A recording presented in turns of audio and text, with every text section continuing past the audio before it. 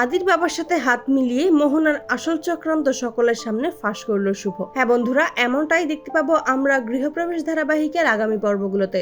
আদি যখনই শুভকে বারবার কল করতে থাকে তখনই শুভ ফোনটা রিসিভ করে, আর আদিকে স্পষ্ট জানিয়ে দেয় সে যেন আর কোনো দিনও ফোন না করে এবং কেশবের দিব্যি দিয়ে বসে। অন্যদিকে ডোনা মোহনাকে নিয়ে হাজির হয় সেবন্তীকে হাত করার জন্য। মোহনা নাটক করতে থাকে, তখনই সকলে জিজ্ঞেস করে কি হয়েছে, এই সময়টায় সে কেন কাঁদছে। তখনই মোহনা বলে যে আমার এই অবস্থায় যাকে সব থেকে বেশি দরকার ছিল আমার পাশে থাকার জন্য সেই তো আমার থেকে মুখ ফিরিয়ে নিয়েছে, আমি এখন আপনাদের কি বা বলবো। তখনই সেবন্তী মোহনাকে ডাকে। সেবন্তীর কাছে এসে মোহনা নাটক করতে থাকে সেবন্তীর মন জয় করার জন্য, আর বলে যে সকলে আমার থেকে মুখ ফিরিয়ে নিয়েছে, তুমিও আন্টি। আমি ভেবেছিলাম আমার কষ্টটা তুমি খুব ভালোভাবেই বুঝতে পারবে, কিন্তু তুমিও আমাকে ভালোবাসলে না। এই সমস্ত কথার মাঝেই সেবন্তী তবুও শুভর কথাই ভাবতে থাকে যে শুভ যদি নদিয়া না গিয়ে থাকে তাহলেও কোথায় গিয়েছে, ওর তো এই অবস্থার যত্নের প্রয়োজন। মেয়েটা যে কি করছে কিছুই বুঝতে পারছি না। দূর থেকে সবটাই শুভ দেখতে পেয়ে কষ্ট পায়, ভাবে যে তুমি শুধু মোহনার একাকিত্বটাই দেখতে পেলে মা, আসলে তো সব দিক থেকে আমি একা হয়ে গেছি।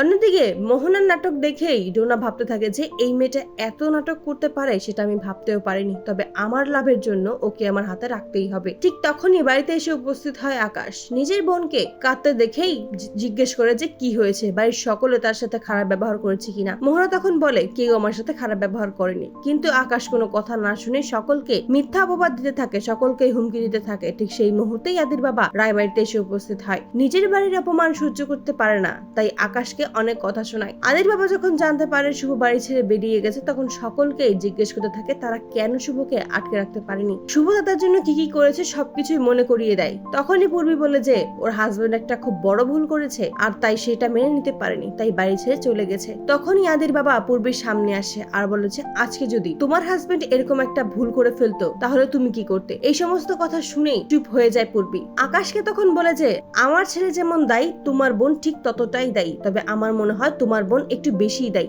আকাশ তখন চিৎকার করে ওঠে। তখনই আদির বাবা বলে যে তুমি এটা তো মানো যে আমার ছেলের ডক্টর ছিল মোহনা। আকাশ তখন বলে অবশ্যই সেটা, আপনারা এটাও কিন্তু ভুলে যাবেন না যে আদি যখন অসুস্থ ছিল তখন কিন্তু আমার বোন মোহনাই ওর সেবা করেছে, ওকে সুস্থ করে তুলেছে, ওর কেয়ার করেছে। ঠিক তখনই আদির বাবা বলে যে সেটা তো দেখতেই পাচ্ছি, ও কেমন একজন ডক্টর যে পেশেন্টের এই অবস্থায় সুযোগ নেয়। এই কথা শুনেই চমকে যায় আকাশ এবং বাড়ি থেকে বেরিয়ে যায়। সকলে যখন যার যার ঘরে চলে যায় তখনই আদির বাবার কাছে আসে শুভ এবং নিজের পরিচয় দেয় আর বলে যে বাবা আমি চাই ওই মোহনার আসল চক্রান্ত সকলের সামনে প্রকাশ করতে, এবং আদির বাবার সাথে হাত মিলিয়ে মোহনার সকল চক্রান্ত সকলের সামনে ফাঁস করে শুভ। তো বন্ধুরা তোমরা এটাই তো চাও যেন এভাবেই আদির বাবার সাথে হাত মিলিয়ে মোহনার আসল চক্রান্ত যেন সকলের সামনে ফাঁস করতে পারে শুভ, কমেন্টে জানাও। আর নিয়মিত আপডেট পেতে আমাদের চ্যানেলটি এক্ষুনি সাবস্ক্রাইব করে পাশে থাকো। ধন্যবাদ।